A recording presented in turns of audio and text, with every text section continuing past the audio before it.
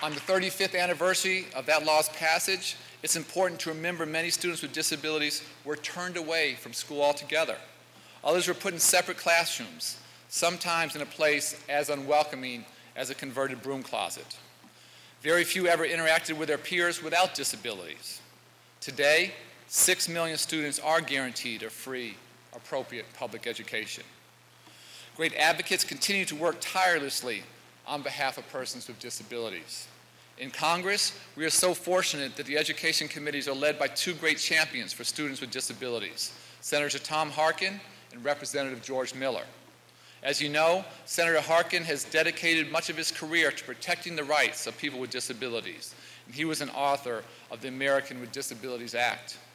Representative Miller is a passionate advocate for people with disabilities.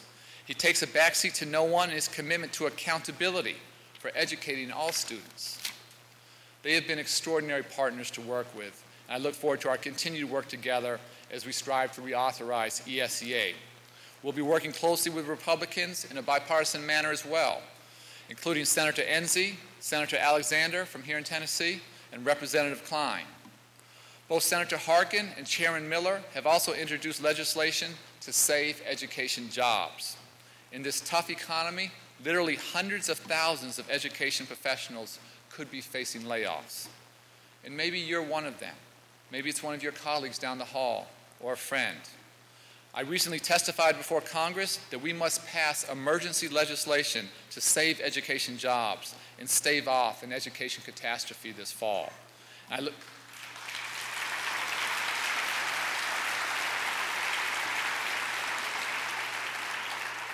And I look forward to working with them, with Congressman Obey and so many others, to pass an education jobs bill.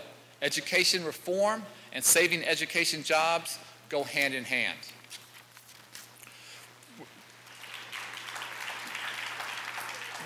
We must continue to push to improve the life chances of our students, and we simply cannot afford to take a step backwards today as a country. Today, 57% of students with disabilities spend 80% of their day in a regular school environment. Overall, 95% of students with disabilities attend a neighborhood school. We're working to put an end to the days of students with disabilities being bused across town or put into a separate school solely because they have a disability.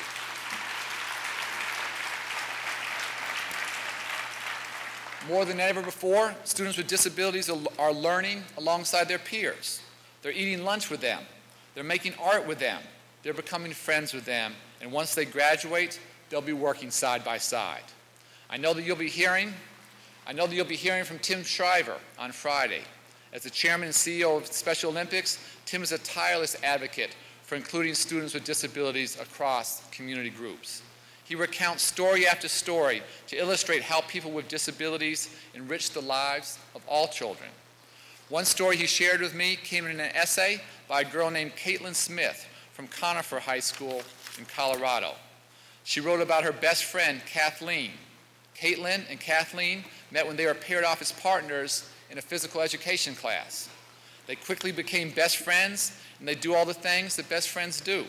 They eat lunch together every day. When neither of them had a date for the homecoming dance, they went together as friends. Caitlin wrote that Kathleen taught her what truly matters. It's not dressing well, it's not just getting your hair right, or making sure that you're the most popular girl in school.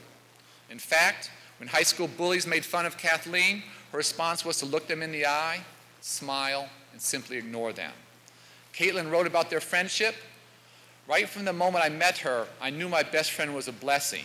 I needed someone in my life that was going to change my perspective and give me a different outlook. Kathleen happens to have Down syndrome, but the story about Caitlin's and Kathleen's friendship shows how the inclusion of students with disabilities benefits more than just that student with a disability. Inclusion benefits the entire community.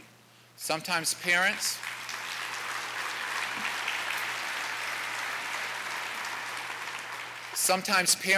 students, and teachers fail to recognize the great leadership that students with disabilities can provide in our school communities. But I'm sure you all can tell me so many stories, hundreds of stories, of how inclusion enriches the lives of everyone in a school. These are stories we need to tell and repeat and listen to over and over again. So many students with disabilities have gone on to become insightful and effective leaders for children who have followed in their footsteps. Judy Heumann, who was the Assistant Secretary for Special Education and Rehabilitative Services under Secretary Riley. She contracted polio when she was 18 months old and grew up in a wheelchair. The New York City public schools refused to enroll her, not because she wasn't smart enough, not because she couldn't learn, but simply because she used a wheelchair. When she was old enough for 4th grade, she was finally allowed to enroll in school. She went on to graduate from high school and then college. She came back, applied for a job as a teacher, and was turned away again. But once again, she did not give up. She eventually got a job as a teacher, but only after suing the school board.